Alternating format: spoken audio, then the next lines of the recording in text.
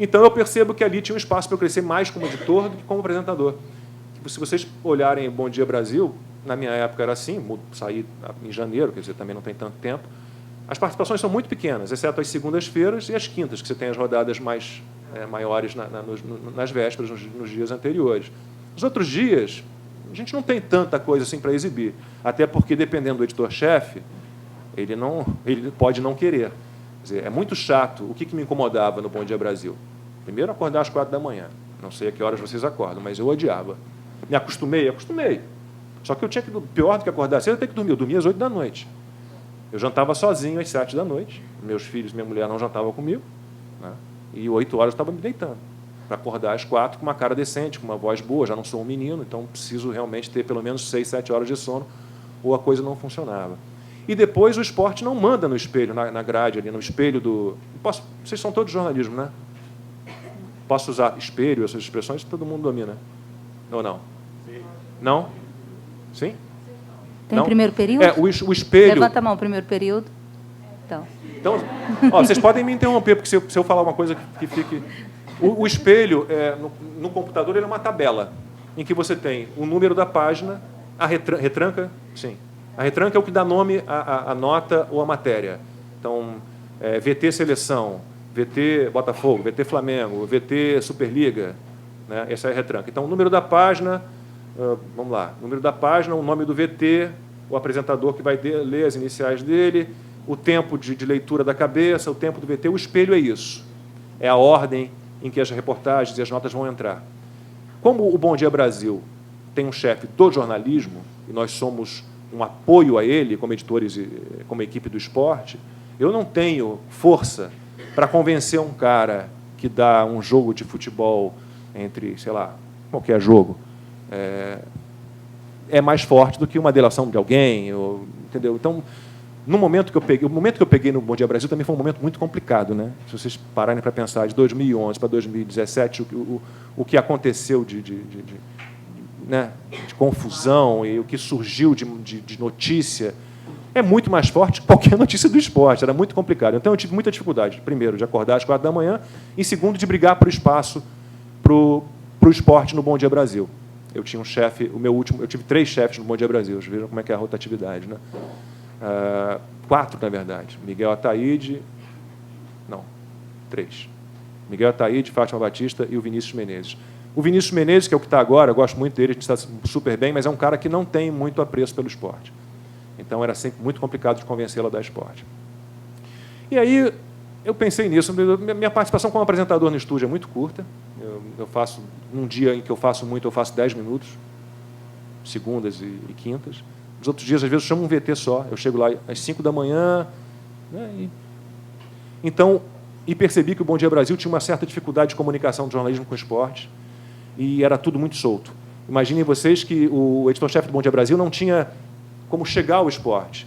O esporte tinha o que chamavam de pacote fechado. Eles mandavam à noite, o nosso CPE, que é a Coordenação de Produção do Esporte, mandavam um e-mail dizendo: amanhã, para o Bom Dia, a gente tem esses VTs, VT tal, VT tal, VT tal. Se o editor-chefe do Bom Dia Brasil quisesse: não, mas esse VT aqui eu não quero com essa pegada, eu quero uma pegada assim, assim, não quero esse VT, eu quero esse... Dane-se. Esquece. Não posso fazer nada. O que a gente tem é isso. Então, estava tudo errado. O clima era ruim, havia muito atritos entre o jornalismo e o esporte por causa do Bom Dia Brasil. Então, o meu trabalho no Bom Dia Brasil foi muito mais voltado para um trabalho de edição, de editor executivo. O que eu passei a fazer? Terminava o Bom Dia Brasil, eu passei a tomar café com a equipe do Bom Dia. Então, porque o café da manhã é toda a equipe junto, já é meio que uma pré-reunião. Passei a tentar me entrosar com todo mundo, o que eu sempre fiz em todos os lugares, mas que ali precisava ser um pouco mais forte. Terminava o café da manhã, eu ia para a reunião de produção do Bom Dia Brasil. Participava da reunião de produção inteira, 1h30, 2 horas, inclusive ouvindo assuntos que não eram relativos ao esporte, mas eu ficava ali. Terminava a minha reunião, eu pegava todos os pedidos do meu chefe, fazia todas as ofertas que eu tinha, eu subia para uma outra reunião com o meu chefe no esporte. Olha, o Vinícius está querendo isso, a nossa pegada era essa, porque o esporte é uma coisa muito complicada, gente. O que é notícia em esporte? Nada. Ou o que é teu produto. As pessoas acham muito estranho. Pô, mas a Globo não dá NASCAR. A NASCAR não é da Globo. Não adianta. É muito complicado. Primeiro, porque a cobertura seria péssima, porque você teria que trabalhar com material de agência. Você não vai ter material próprio. né? Você não vai ter o sinal da transmissão. Então, quem tem campeonato XXX vai falar desse aqui. Quem tem isso vai falar disso aqui. Não tem jeito. Não tem jeito. E, obviamente, tem uma visão comercial também. O esporte, como o que é notícia no esporte é muito relativo, a gente tem que badalar os nossos produtos. Então, a Globo tem o quê? Campeonato Brasileiro, Copa do Brasil, os principais. Libertadores, Liga dos Campeões. Então, a gente trabalha sempre com uma preocupação de chamar a audiência para as nossas transmissões também, né? Algo que o jornalismo nem sempre entende. Então, esses anos todos que eu fiquei no Bom Dia Brasil, foram 5 anos e meio no total, meu trabalho de editor executivo foi muito maior, muito mais forte do que o trabalho de apresentação. Infelizmente, a Globo passa, vou ter que tomar muito cuidado agora, a Globo passa por mudanças. A gente tem um novo chefe no esporte, não vou nem falar o nome dele. E chega com uma visão completamente diferente do que a gente tinha. A Globo tinha uma visão de a qualidade a qualquer preço, de valorizar as pessoas que estão há mais tempo na casa, que têm a imagem da Globo, e, infelizmente, isso está mudando. A gente tem tido alguns cortes e, em 2011, eu tinha férias marcadas, dia 13 de janeiro, com férias marcadas. Como é praxe no Bom Dia Brasil, me despeço no ar. Falei, olha, segunda-feira, Cris Dias com vocês aqui, eu vou tirar 20 dias de férias, volto 6 de fevereiro. Ana Paula Araújo ainda brinca comigo, pô, mas férias, piadinhas velhas, né? Férias de novo. Férias de novo. E vou para o meu esquema normal. Último dia de trabalho das férias, café da manhã, reunião de produção, super reunião do esporte, e aí me chamam. O diretor me chama. Chega aqui que preciso conversar contigo. E aí aviso, olha, teu contrato vence 31 de maio e a decisão da TV é que não vai ser renovado. Você está liberado para procurar...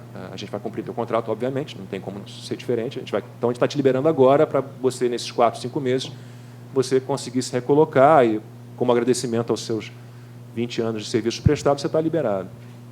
E aí é engraçado, eu fiquei muito tempo isolado, eu fiquei realmente chateado, e depois fui olhar o que saía na internet, e aí falando da história da Chapecoense, é tanta notícia imbecil que eu fico impressionado. Tem gente que disse que eu fui demitido porque eu chorei no dia da morte dos meus colegas e amigos no acidente da Chapecoense, porque foi o dia, aí eu acabei não falando. Não, mas não tem nada a ver, não tem absolutamente nada a ver, nada a ver.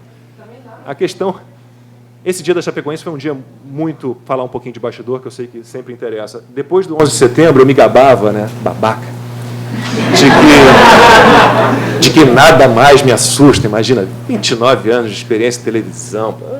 Eu cobri atentado de 11 de setembro ao vivo, eu estava ali ao vivo. Quando o segundo avião bate, assim, a gente achou, primeiro porque ele estava em silhueta, que ele vinha contra o sol, e a gente achou, Leila e eu achamos, que era uma arte. Eu falei, pô, a CNN é foda, né? Os caras já fizeram uma arte, né, para mostrar como que foi o choque do avião. E era ao vivo. E aí essa figura, o Ricardo Calil, de seus 150 quilos, em vez de falar no ponto, porque a gente estava muito apático, muito perplexo, a palavra é perplexidade, a gente estava perplexo. A gente estava entendendo, mas não estava entendendo. Não é possível. A gente estava passando o que quem estava em todos os lugares estava passando também, só que a gente estava ali, tendo que dar informação. E aí o Calil, com seus 150 quilos, em vez de falar, dar um esporro pelo ponto, ele resolve entrar no estúdio. Ele vai para o estúdio, ele se posiciona ao lado da câmera e começa a fazer uns gestos. Tipo, um pouquinho mais de coração, um pouquinho mais de... E a gente assim... Então, depois a coisa andou. Depois as coisas foram se encaixando e na Globo News você acaba tendo uma bagagem. Nós fomos os primeiros a falar de Osama Bin Laden, porque a gente sabia, a gente lidava com isso diariamente. Né? E, então eu me gabava, ingênuo, de que nada mais me assusta, nada mais para mim pode ser tão complicado, nada. E aí chega esse dia da Chapecoense, acordei às 4 da manhã, né? E a primeira coisa que eu fazia sempre, abrir celular, e-mails, G1, Globoesporte.com, e está lá, não resumiu um pouco a minha preparação, que é sempre lenta, e fui para a emissora. Cheguei à emissora 15 para as 5 da manhã, e já estavam lá, desde o dia anterior, o Eric Faria, o repórter, e estava o nosso chefe de redação também, Gustavo Maria, uma pessoa que eu gosto muito, adoro. E eu tinha pouquíssimas informações. Eu fui direto para os dois e falei, caraca, que confusão, não acharam nada.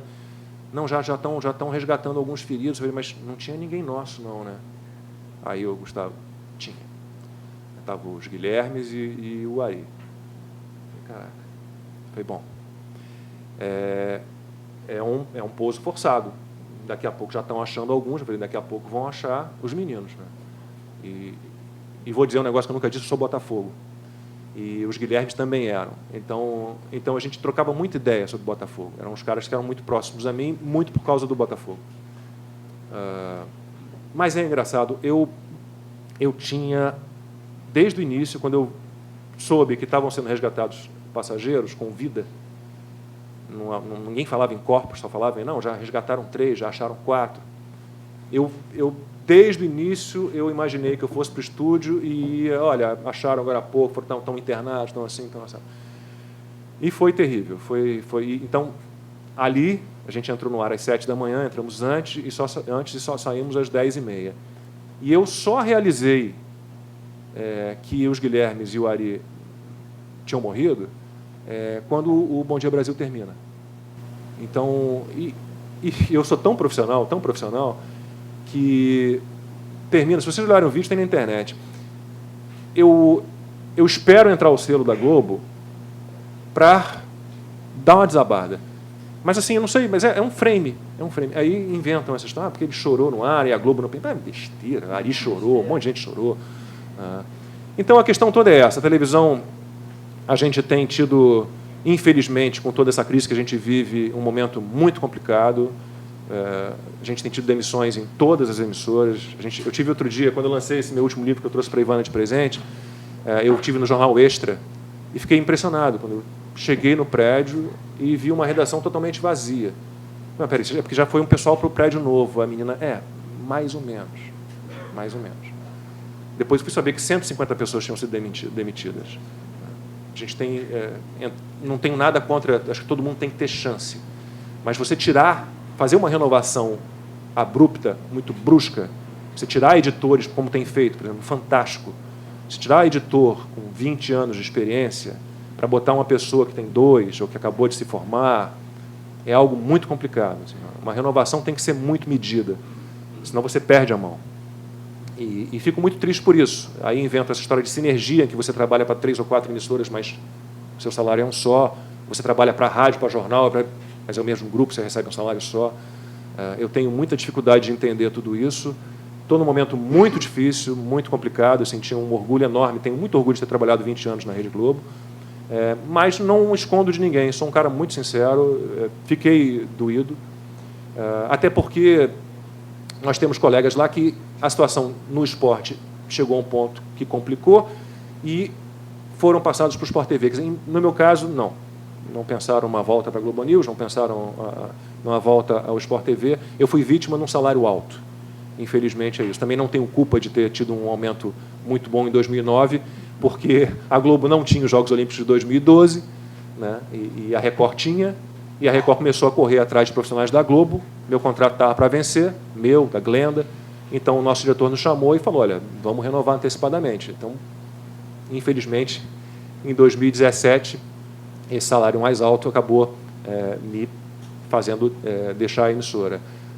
É um momento complicado e mais triste ainda é perceber o achatamento dos salários. Assim, eu tenho o Marcelo Corrêa, por exemplo, grande repórter, fez Fórmula 1, agora está indo para a Rússia, ele é casado com minha sobrinha, e eles estão indo para Moscou. O Corrêa vai ser o correspondente da Globo até depois da Copa do Mundo da Rússia, como a Globo sempre fez. Assim, fez isso na Alemanha, foi o Renatinho Ribeiro que fez isso também na África do Sul, e agora o Corrêa está indo para a Rússia, e ele olhou para minha cara, quer dizer que eu nunca vou ganhar o que você ganhava? Eu falei, olha, no momento, não.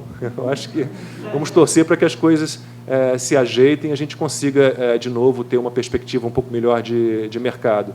Infelizmente, nesse momento, as perspectivas realmente não são das melhores. A gente tem tido, se vocês pegarem Globo News, assim, eu fiquei muito triste. No ano passado, a gente teve muita gente que saiu da Globo News, Sidney Rezende, Eduardo Grilo, Bianca Ramoneda, há pouco tempo, que eu jurava que tinha sido um sucesso, o Ofício em Cena. Não sei se vocês chegaram a ver o programa.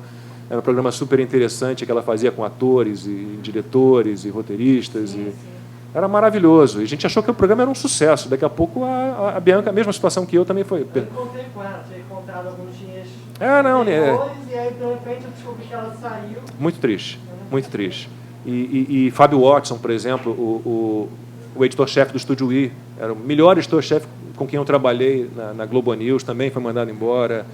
gente vive momentos realmente muito complicados, que eu espero que quando vocês chegarem ao mercado, não sei se alguém já está trabalhando, estagiando, mas quando vocês estiverem mais à frente, que a situação esteja um pouco melhor, que essa crise toda não esteja realmente impedindo a gente de ver oportunidades. Nesse momento, eu não sou a pessoa mais correta para animar ninguém, porque eu realmente estou desanimado com o mercado brasileiro e com planos de deixar o Brasil talvez em julho, talvez no fim do ano, depende de algumas coisas, de alguma conjuntura ainda que ainda não se resolveu e não depende mais de mim, mas vejo realmente dificuldades. Acho que a crise levou as empresas, inclusive empresas como a Globo, a mexerem em algumas coisas que eram praxe, que eram padrão, que eram tradição na casa. Assim.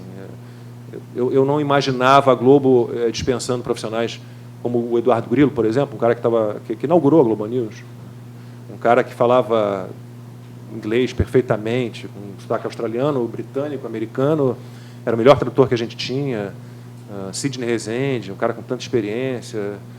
É tudo muito estranho. Guto Abranches, por exemplo, Guto Abranches, e o Guto Abranches, eu não sei se eu posso soltar esses bastidores. Vocês lembram do Guto Abranches? Não. Foi da TV Cultura há muito tempo e ele era do Conta Corrente. O Gabriel sabe tudo, gente. Não, porque eu acompanho no News, essas coisas. Você acompanha tudo, cara, é impressionante. Acho ótimo, acho maravilhoso. É a tua paixão, você está no caminho certo, é isso aí. E o Guto, ele ficou muito... Ele era editor-chefe, de novo, apresentador e editor-chefe. Editor-chefe e apresentador do Conta Corrente, segunda edição, à noite. E o Guto foi dispensado da Globo News e ficou um ano sem encontrar nada. E aí ele conseguiu uma vaga de repórter de rede da afiliada em Cuiabá, da Globo, em Cuiabá. Cuiabá, gente, tem alguém de Cuiabá aqui? Gente, vou falar a palavra. Cuiabá é uma merda, gente. Cuiabá é muito ruim. Mas tem uma coisa legal em Cuiabá, que é a tal da Praça Popular. É o único lugar que presta na cidade. É uma praça muito interessante, assim, super arborizada, e em volta dela tem um monte de restaurante e barzinho. É o único lugar legal da cidade, é uma cidade muito bacana. Aquele pontinho ali da cidade é muito legal. E aí o Guto, um dia, não falava mais com o Guto, de repente, a minha mesa na Globo era em frente a uma salinha da coordenação de afiliadas, praças afiliadas, a gente chama de mesa-rede, chefe da mesa-rede. Então, a sala da chefe que coordena as afiliadas era em frente ao meu computador. E o Guto chegou à redação para uma reunião com a Fátima. Aí falamos rapidamente, a gente não se via fazia um tempo e tal. Ele, quando a Fátima chegasse, me mostra quem é. Eu falei, claro. Aí o que eu fiz? Pô, você é bacana com o cara. Eu falei, Guto, pô, Cuiabá, cara, aquela praça popular, hein? Pô, que lugar legal, né, cara? Pô, barzinhos maneiros, restaurantes. Ele, legal. E aí chegou a Fátima, apresentei, eles ficaram em pé na porta da sala da Fátima conversando, e eu estou ali. A sala do Bonner é do lado da sala da Fátima. Aí chegou o Bonner, e a Fátima e o Guto na frente, assim, da entrada da sala dele. Aí o Bonner veio, ô Guto, quanto tempo, cara? Como é que você está? Tudo bem? Onde é que você está agora? Eu estou em Cuiabá. Ele, Cuiabá? Puta que o pariu, hein? Entrou na sala dele e, pum, bateu a porta. Eu falei, caralho, não adiantou nada. Eu falei da Praça Popular. Então é isso. A gente está num momento muito complicado, mas estejam atentos a esse tipo de possibilidade. Como eu, por exemplo, eu estava falando com o Natan, né? Falei para o Natan... Não, com o Natan não. Cadê? Não, o outro. Acho que ele não veio. Não veio? Do Dica. O Dica de Mercado. Isso. Play Faixa, gravou. Play. Eu dei uma dica, que é uma dica que eu dou sempre. Quando eu comecei em televisão em 88, por exemplo, a TV Globo tinha afiliadas no Rio, tinha a Serra Mar e a TV Lagos. Eram duas. Era uma em Cabo Frio e uma em Petrópolis, se não me engano. Faz muito tempo, vocês me desculpem se não foi isso, mas era, acho que isso. Duas emissoras afiliadas. Hoje em dia, gente, você tem trocentas. Muitas. Interlagos, Sul Fluminense, Biriri, blá, blá, blá, blá. Eu, em 92, aceitei ir para uma afiliada Globo, em Santa Catarina, com a possibilidade de pensar numa volta um dia. Quase não voltei, acabei voltando. Então, quem quiser trabalhar em televisão, obviamente, fique atento a esse mercado de afiliadas. Assim. Esse é um mercado que cresce absurdamente. Tudo bem, os salários não são maravilhosos, né? Mas assim, o custo de vida nessa cidade também não é absurdamente alto. Aqui no Rio é absurdo. E a possibilidade de você conseguir aparecer nessas emissoras afiliadas menores, né, fora de São Paulo, de Brasília, do Rio, é muito grande. Então, a possibilidade que vocês têm, nem sei, são centenas, são milhares, quantas são? Não sei. Mas sempre vale a pena estar atento a esse mercado. Para quem quer, estou falando sempre para quem quer trabalhar em televisão, vocês me desculpem, eu realmente, minha experiência em impresso foi 6 meses, eu nem considero. Então, eu penso sempre em televisão, que é o veículo no qual eu trabalhei esses anos todos, 29 anos já. E internet. Né? Eu fiz levantamentos em Portugal, troquei essas andanças todas que a gente faz, a gente acaba conhecendo muita gente. Então, o Tino Marcos português, que é o repórter da SIC, o Nuno Luz, é uma figuraça, ele me falou, olha, posso dizer, aqui eu acho que acontece o mesmo que aí. A televisão tem uma crise, porque não tem mais. Antigamente era aquela novela dava 60 pontos, 70 pontos. Acabou. Você tinha 4, 5, vamos ver, nossa época era Canal 2 era TV Educativa, 4 era Globo, 6 na minha época era Tupi primeiro, né? Depois Manchete. Manchete, é. Bandeirantes 7. Sim. 9 foi Corcovado, foi não sei o quê, depois Record. 11 SBT e 13 TV Rio. TV Rio. Eram 7 emissoras. Isso no auge, no início eram 4. E só TV aberta. Né? Só TV aberta, não tinha TV a cabo. Internet, então, esqueçam. Eu trabalhei com telex, máquina de escrever. Passei um carnaval inteiro, quando era estagiário da Bandeirantes, um otário. Sozinho na redação. Eu falei, não, você fica atento. A gente fazia a ronda, né? A ronda é assim, quando você entra como estagiário em TV, eu imagino que jornal e tal, em rádio também seja a mesma coisa, te colocam no que a gente chama... hoje voltou a ser apuração. Durante um tempo chamaram escuta, agora voltou a ser apuração. Isso vai para apuração.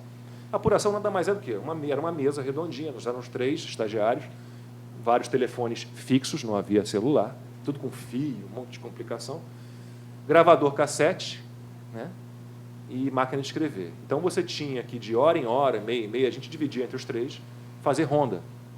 Você tinha uma lista de delegacias principais, Copom da Polícia Militar, Serviço de Informação da Polícia Civil, principais batalhões dos bombeiros, Centro de Informações de Comunicação dos Bombeiros, Defesa Civil. Você ficava assim... IML, ligava. Tudo bem? Aqui é Luiz Ernesto Lacombe, da TV Bandeirantes. Só para saber como é que está o plantão, está tranquilo? Alguma ocorrência legal? Não, tudo bem. Então, gravávamos os noticiários da Tupi e da Rádio Globo de meia e meia hora, né? E escrevia as coisinhas. Não tinha internet. Internet era um negócio... Nossa, quando surgiu a internet foi um absurdo. Então, outro mundo, o pessoal de Portugal está falando muito, invista em internet. Assim, canal YouTube, produção de conteúdo para empresa, em internet. Há assim, uma gama enorme de outros caminhos que não apenas as emissoras de televisão, também trabalhando com vídeo. Eu estou tentando me aprofundar um pouco mais nesse mundo agora. Estou pensando até em fazer um mestrado em comunicação digital, porque é um mercado que vai crescer muito. A televisão, como a gente conhece hoje em dia, ela está terminando, né? A televisão vai ser muito on demand, quer dizer, você vai ver o que você quer a hora que você quiser, né? Essa história que a gente já tem hoje, o computador e a televisão serão realmente uma coisa só. Quem tem televisão com internet já sabe que funciona mais ou menos assim.